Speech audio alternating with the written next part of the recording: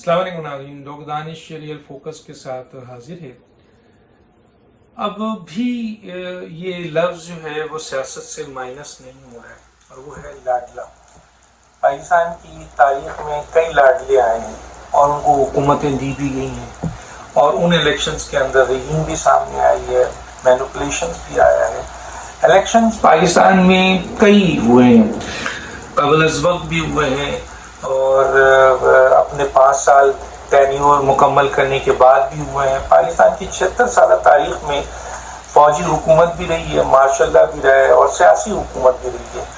लेकिन सियासी हुकूमत जितनी भी रही हैं उनमें सियासी जमातों ने एक दूसरे की टांगें खींची हैं, जिसकी बुनियाद पर वो अपना टेन्योर कंप्लीट नहीं किया। लेकिन पिछले 10 साल से मासवाए जरदारी साहब ने, यानी परवेज मुशर्रफ साहब के बाद जो उन्होंने 8-9 साल गुजारा, आसिफ अली जरदारी साहब ने अपना 5 साल मुकम्मल किया, फिर मियां नवाज शरीफ साहब ने तकरीबन 4 साल मुकम्मल किया, फिर 1 साल उनकी और हुकूमत थी जिसमें शाहिद खाकान अब्बासी हैं, तो एक लिहाज से PMLN ने 5 साल गुजारा। उसके बाद इमरान खान की हुकूमत आई, 3 साल 7 माह उन्होंने गुजारा और उसके बाद उनको पहली अदम एतमाद है पाकिस्तान की तारीख में किसी, वैसे तो अदम एतमाद कई आई है पाकिस्तान में लेकिन कामयाब नहीं हुई, ये पहली अदम एतमाद थी जो कामयाब हुई, जिसकी वजह से इमरान खान 3 साल 7 माह हुकूमत करने के बाद हटा दिए गए और उसके बाद 16 महीने 18 महीने की एक बड़ी सियासी इत्तेहाद हुकूमत। पाकिस्तान की तारीख में इतनी बड़ी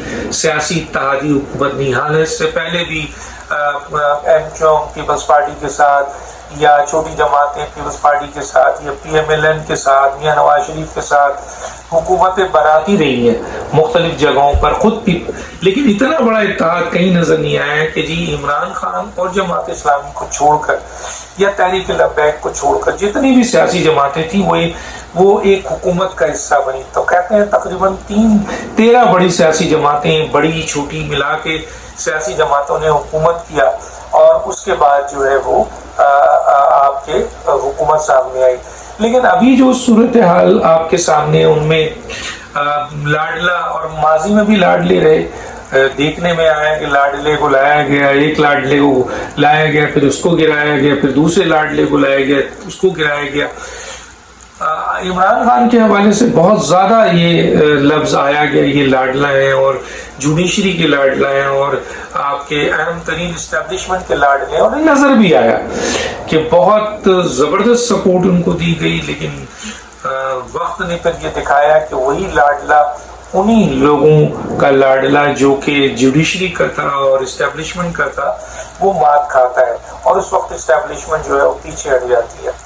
तो पाकिस्तान में लाडलों की एक सियासत रही है और लाडले इसलिए बनते हैं कि वो अवामी वोट के जरिए आने के बजाय वो गेट नंबर 4 की तरफ देख रहे होते हैं, इस्टेब्लिशमेंट की तरफ देख रहे होते हैं और इस्टेब्लिशमेंट को कायल करते हैं कि हमें हुकूमत दिया जाए और इस तरीके से वो हुकूमत का हिस्सा बनते हैं और इस तरह लाडला बनता है।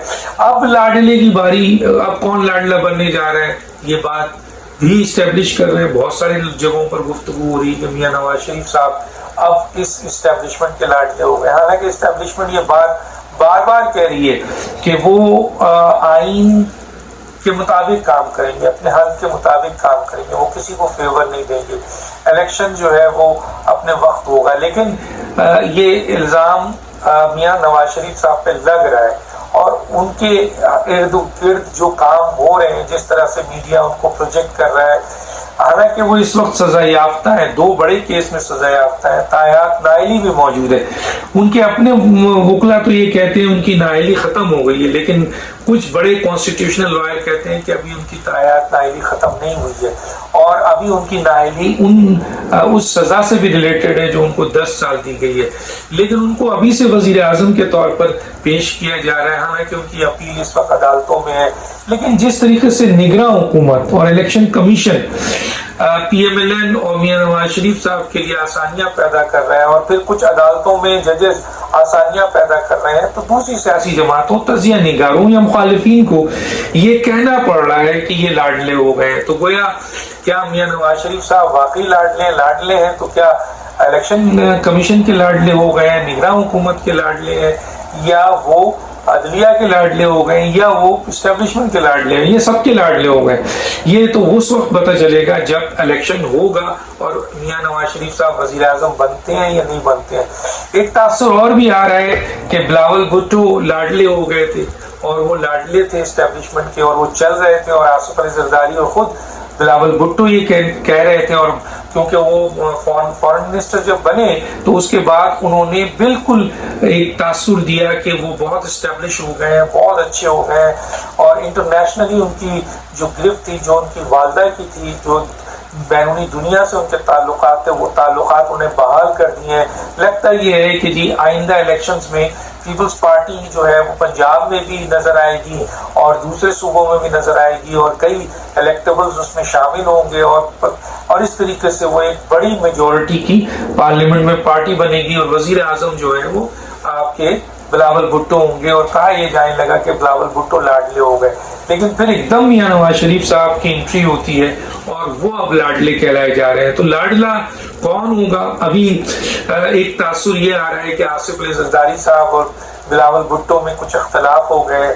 یہ اختلاف حقیقی ہے یا یہ اختلاف بنایا گیا ہے؟ کیونکہ سیاست میں سب کچھ ہوتا ہے، کیونکہ ظاہر ہے ایک آدمی اگریسو جاتا ہے، دوسرا پولائٹ جاتا ہے، دوسرا اگریسو جاتا ہے، تیسرا پولائٹ جاتا ہے. پاکستان پیپلز پارٹی ایک بڑی منجھی ہوئی سیاسی جماعت ہے، اس میں بڑے منجھے ہوئے لوگ ہیں.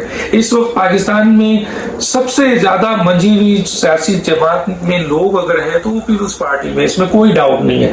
پی ایم ایل این میں اتنے منجھے ہوئے لوگ نہیں ہیں. وہ الگ بات ہے کہ وہ ایک بڑی پارٹی ہے، لیکن اب اس کو یہ ثابت کرنا پڑے گا، کیونکہ پنجاب سب سے بڑی پارلیمنٹ کی جگہ ہے، لیکن پی ٹی آئی نے وہاں کافی بڑا حصہ پی ایم ایل این کا توڑا ہے، کیونکہ ایک زمانے میں پیپلز پارٹی کا توت ہی بولتا تھا پنجاب میں، لیکن پی ایم ایل این نے اس کو پھر توڑا اور پیپلز پارٹی پنجاب میں پیچھے ہوئی. اور اب پی ٹی آئی نے پی ایم ایل این کو کافی ضد پہنچایا ہے. تحریک لبیک بھی بہت اسٹرانگ طریقے سے پنجاب میں آ چکی ہے.